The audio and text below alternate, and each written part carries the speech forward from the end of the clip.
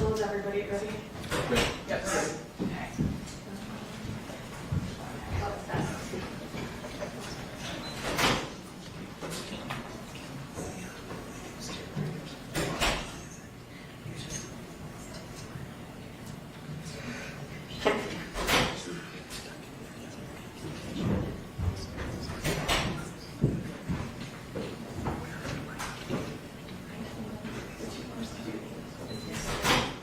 All rise. Third District Court is now in session. The Honorable Judge Barry Morris now presiding. All right, welcome Ladies and- everybody. We have our attorneys here. Mr. Knight is here. Good afternoon, Mr. Knight. Counsel, you ready to proceed? The state is ready, Your Honor. Okay. Who's your first witness? First, the state would move to admit what's been marked for identification as State's Exhibit 1. It is an 1102 statement from victim MS. Any objection, Ms. Dugan? Yes and no.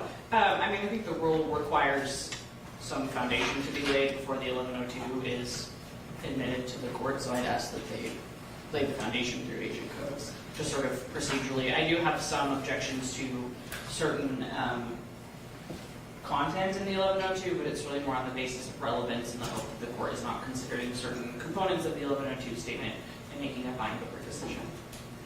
All right. Mr. Simmons? I disagree about the necessary foundation, but it's also no problem to lay some foundation and then make the request again. Let's hear from your witness then. State calls Detective Derek Coates. All right, Deputy Coates, please step forward, stand in front of my clerk, and raise your right hand so we can administer the oath. Do you affirm that the testimony you're about to give in the case now before the court will be the truth, the whole truth, and nothing but the truth, subject to the pains and penalties of perjury? I do. All right, have a seat, watch your step.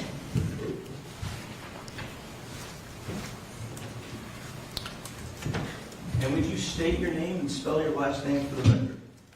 My name is Derek Coates, C-O-A-T-S. All right, whenever you're ready, counsel. Is it okay if I call you Detective Coates? Yes, Where do you work now? I currently work for the Utah Department of Corrections. Where did you work from 2018 to 2023? I work for the Utah Department of Public Safety. And what was your assignment with the Utah Department of Public Safety? I was assigned to specifically the Sexual Assault Kit Initiative. That was a federal grant funding any work around investigating cases that had not been previously investigated or tested under the Sexual Assault Kit program. So were those generally older cases? Correct. What was your first involvement in the cases involving suspect Nicholas Rossi?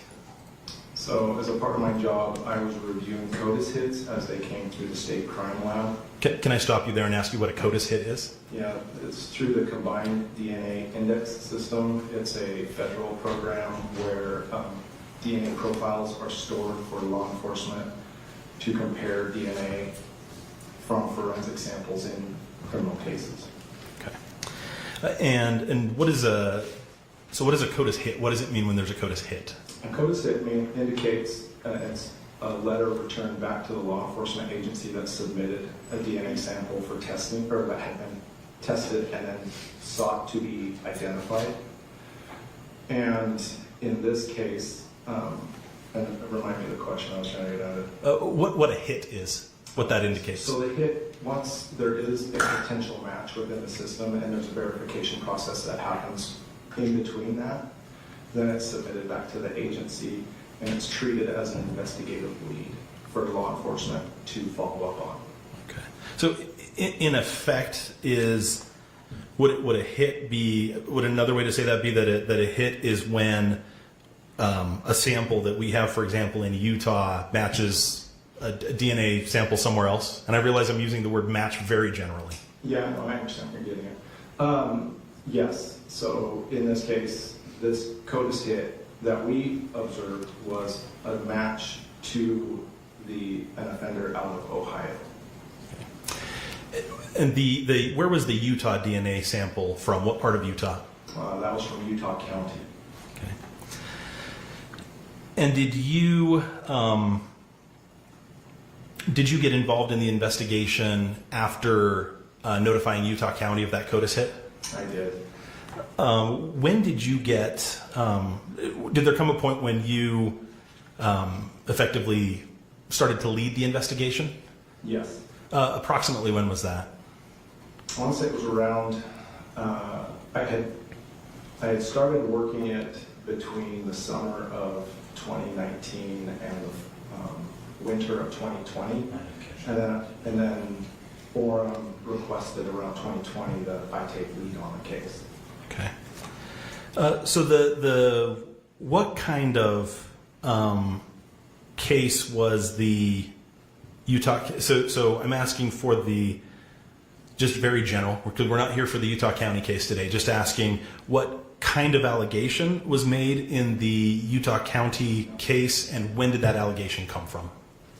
Okay, so the case in Utah County was a reported, again, sexual assault. And so the DNA from that sexual assault kit was submitted for testing under the SAKI program, as I described earlier.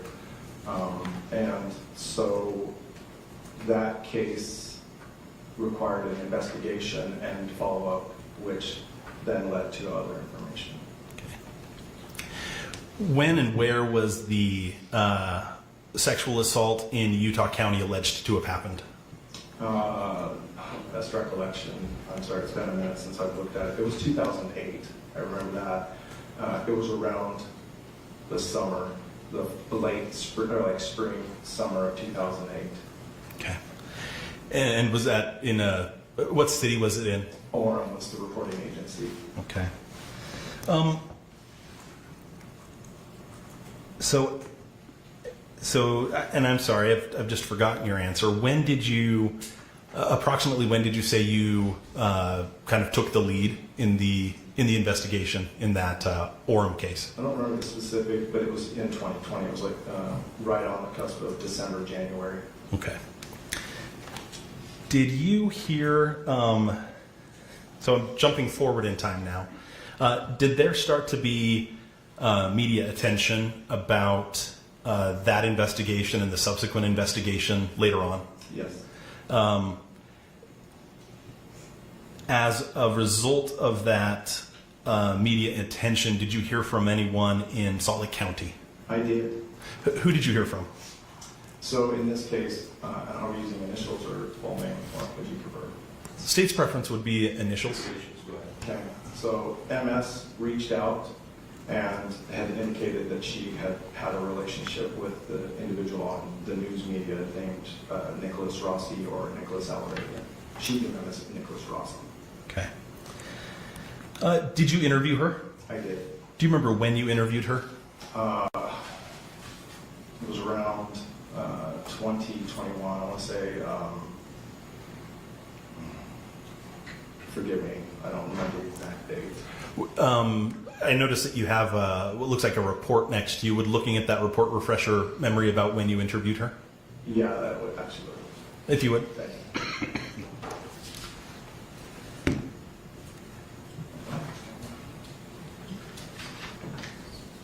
Sorry, I don't have that particular report at the top, so I don't want to.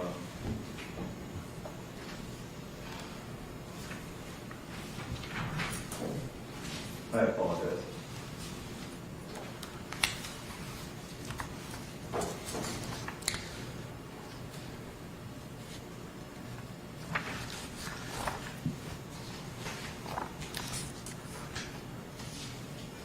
Have you seen a copy of State's Exhibit 1, which is the 1102 Statement of MS? I have. Would looking at that refresh your recollection? That would probably. Yes, I'll. May I approach the witness? Yeah. Thank you.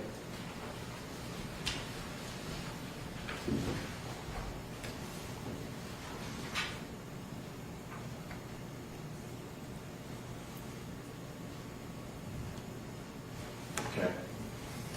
Did that refresh your memory? Yeah. Do you remember approximately when you interviewed her? I want to say it was January 14th, 2022.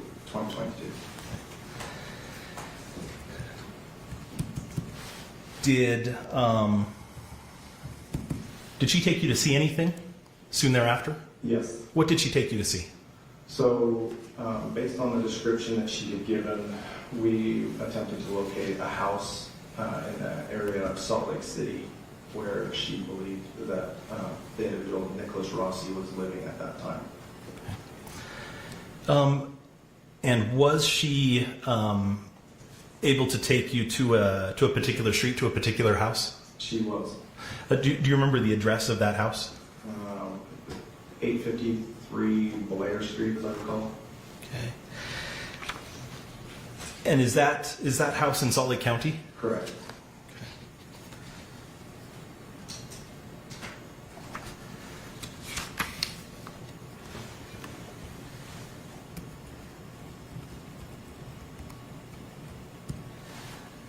Did she provide you with any documents that she still had from, or sorry, let me ask you this. Do you remember approximately when, back up even one more step, and to just ask you, just looking for a very narrow answer here, what's the general category of the crime that she alleged Nicholas Rossi had committed? That would be sexual assault. And approximately when did she tell you that Nicholas Rossi had sexually assaulted her? That was in December of 2008. Did she give you any documents from around that time, from around December of 2008, that were related to her report? Correct. Yes, she did. What did she give you? She gave me. Yeah, I'd be objecting on the basis of hearsay and relevance. Overruled. Go ahead. She provided me a copy of a application for wedding rings to a Utah jewelry store at a local mall, and she also provided me cell phone records around that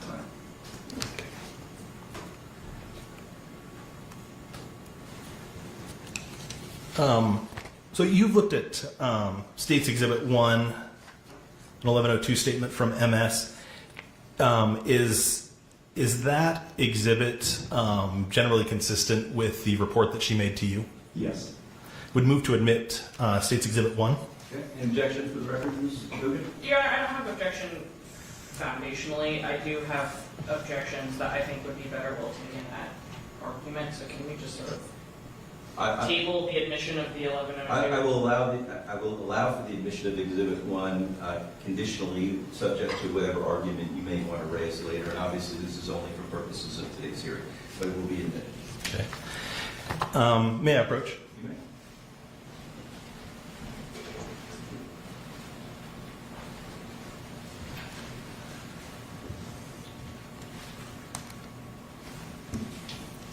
And Your Honor, I would ask the court to review the 1102 statement at this time. It's going to provide a lot of context for subsequent testimony. All right. It's a little long. Give me a minute.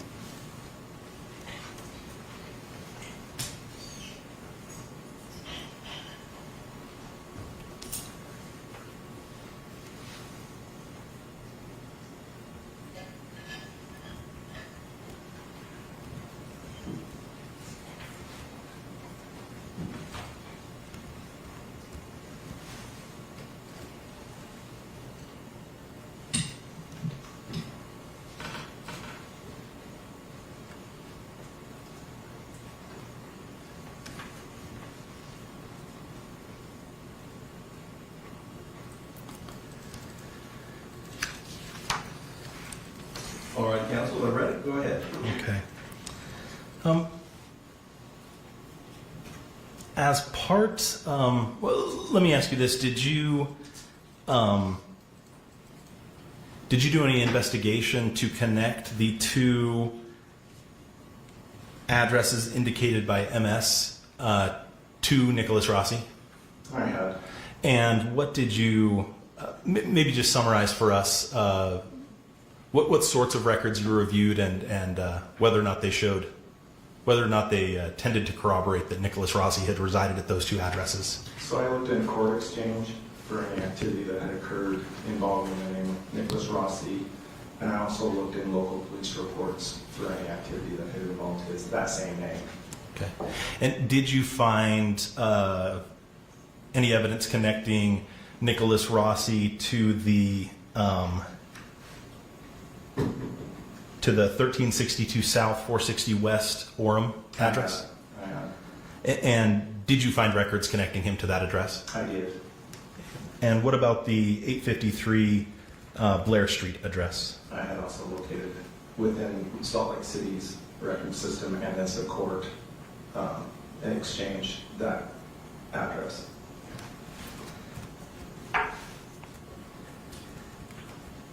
Okay, so MS had reported something that happened back in December of 2008. As part of your investigation for the Orem case, had you researched the subsequent, the history, the location, and the identity of Nicholas Rossi after December, for where he went after December of 2008?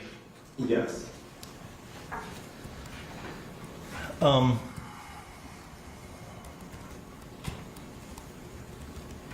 So you mentioned DNA evidence that connected with the Orem case. Was where did you say that case was from? The Orem case? So sorry, the DNA that the code is hit. So the code is hit from the Orem case. Where other than Orem, where was the code is hit to? It connected out of Ohio. And were you able to locate a case for Mr. Rossi in Ohio? I have. And approximately when was that case from?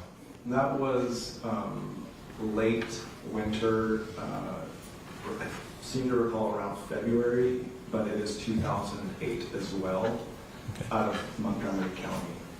Earlier that same year? Correct. Okay.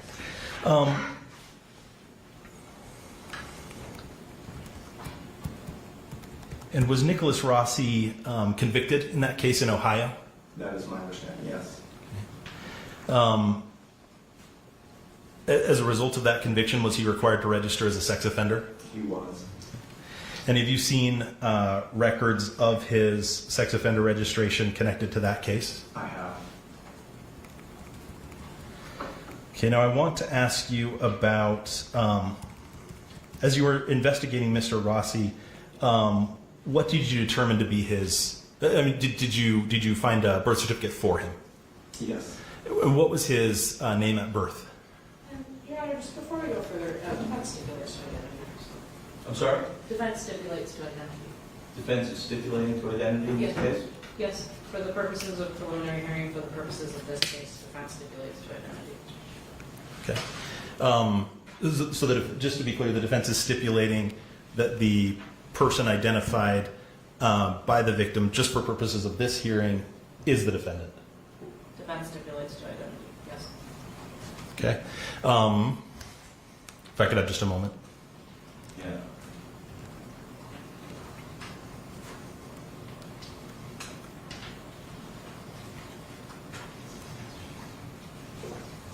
Counsel approach.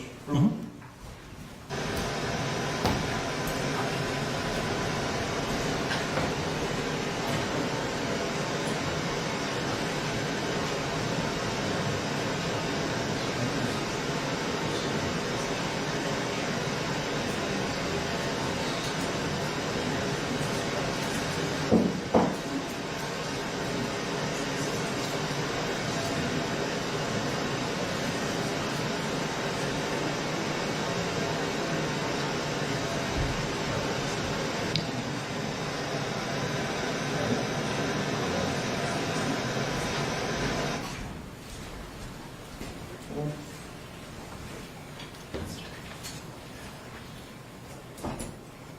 Your Honor, with the defense having stipulated to the identity in this case, the identity of the defendant, the state rests. All right. Ms. Newton, do you have any questions for us? Just very briefly, Your Honor. Sure.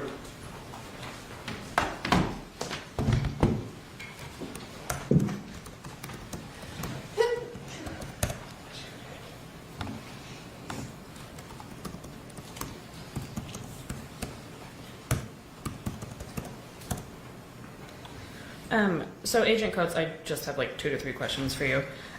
You no longer work for the Utah Department of Public Safety, correct? I do not. You work through the Department of Corrections. I do. Okay. And I just want to clarify sort of how you became involved in this case. So there was a CODIS hit out of a Utah County case, correct? Yes. There is no DNA in the Salt Lake County case, to your understanding, correct? Correct. Okay.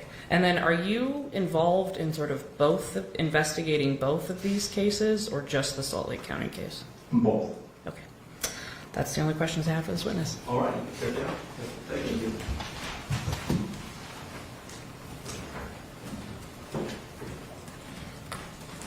All right. Any other evidence for the state? The state rests. All right. Any evidence for the defense? No, Your Honor. I have previously advised my client about his right to testify today. It is my advice with Mr. Rossi, as it is with all of my clients, not testify at preliminary hearings. Given the standard that is a preliminary hearing, I do believe he intends to take my advice. Is that still the case? Yes, this is all your. Is that correct? Okay. Any other evidence? No, Your Honor. Okay. All right, counsel. Any argument? I just have a brief argument as it relates to the 1102 statement, Okay. really just for the purposes of the record, candidly. So I've sort of separated this into different paragraphs because there's not page numbers and there's not like numbers of paragraphs. So just to be abundantly clear, I don't really have an objection to paragraph 1. I do have an objection to paragraph 2. I would ask that the court not consider it for purposes of preliminary hearing, just on the basis of relevance. Paragraph 3, I would object to everything after sentence 3 for the court to consider for purposes of preliminary hearing. I don't see the relevance in any of that about whether or not Mr. Rossi sexually assaulted MS in this particular case. As it relates to paragraph 4, I would ask that the court not consider that and strike that in its entirety. Again, it has really nothing to do with whether or not Mr. Rossi sexually assaulted MS. Paragraph 5, I would object to sentences 1 and 2 being considered by the court, because again, not really relevant to the purposes of what we're here for today. And then the remaining paragraphs 6, 7, 8, and 9, I don't have objection to. All right. Any other argument, counsel? No, no. Mr. Simmons?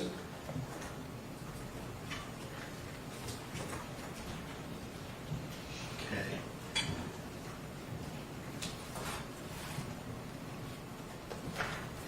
You're in a paragraph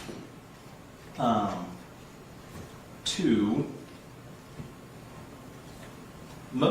So all but the last sentence are relevant to identity for reasons that we didn't reach today, because the defendant stipulated to a finding of identity. The final sentence does go to non-consent because it's part of a pattern because it's part of a pattern of manipulation and control described by the victim. And the fact that the defendant is stipulated to identity for purposes of today's hearing isn't grounds to strike even any of paragraph 2. It's simply because they're still relevant to identity. It corroborates different documents and different things that do tend to show identity. As far as the second half of paragraph 3, that again goes to manipulation and control, which again are significant to the court's determination of non-consent in this case and the defendant's knowledge of non-consent. Paragraph 4.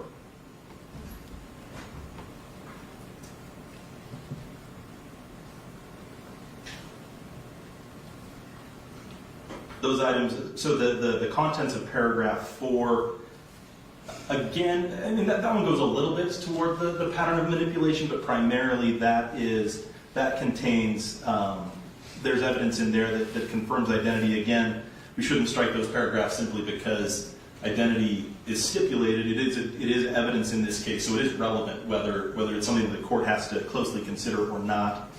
And then the final sentence of that is relevant to jurisdiction. And then, let's see, the first two sentences of paragraph 5 are highly relevant to the court's determination of non-consent because they go directly to the pattern of manipulation and control that then culminates in the charged conduct in this case. Okay. So I would object to striking any of those sentences or paragraphs. All right. The objection is based on relevance. Relevance is a low standard. Evidence is relevant if it has a tendency to make any fact more or less probable than it would be without the evidence. I think that all of the portions that have been raised are relevant to the background of the case, the relationship between these parties. And so under a relevance standard, I think that they are relevant, will stay, and the objection is overruled. Any other arguments to be made, counsel? That's fine. All right. No. Well, this is a preliminary hearing at which the court needs to determine from the evidence whether there is probable cause to believe that the crime charged in the information was committed by this defendant. In making this probable cause determination, the prosecution is required to produce evidence sufficient to support a reasonable belief that the defendant committed the crime, the charged crime. In doing so, the court views all evidence in the light most favorable to the prosecution and must draw all reasonable inferences in favor of the prosecution. Applying that standard here, I find and conclude that the state has met its burden and has presented evidence sufficient to establish probable cause to believe that the crime charged in the information was committed and it was committed by this defendant. Accordingly, this matter is bound over. Ms. Dugan, when would you like to come back for an arraignment? If we could set this for October 18th, that would be my preference. Your Honor, candidly, at some point we are seeking to have a bail hearing for Mr. Rossi. I'm not necessarily prepared to do that today for a couple of reasons. I need a little bit more information about his medical status in the jail. So if we could set it for October 18th with the understanding maybe we will need a special set of bail hearing, and I can just let the courts know about that. Why don't we do this? What if we put it on Thursday, October 17th, and perhaps we'd have a little bit more time in the event that you wanted to explore that? That's great, Judge. Is that okay with you, Mr. Simmons? Just a question: should the state be prepared to potentially argue bail on October 17th? For now, yes, but I will let you know. Okay, that's fine. All right. So, Mr. Rossi? Still Mr. Knight? Okay, Mr. Knight. So I will see you on Thursday, October 17th. We will put that at 10 o'clock. That will be... I would ask that it be in person. We will have Mr. Knight transported. So October 17th, Thursday, October 17th at 10 o'clock for a pretrial. We'll set it for an arraignment/bail hearing, okay? Anything further? Not at this time, right? No, All right. thank you. Have a good day, everybody. Take care. Court will be in recess.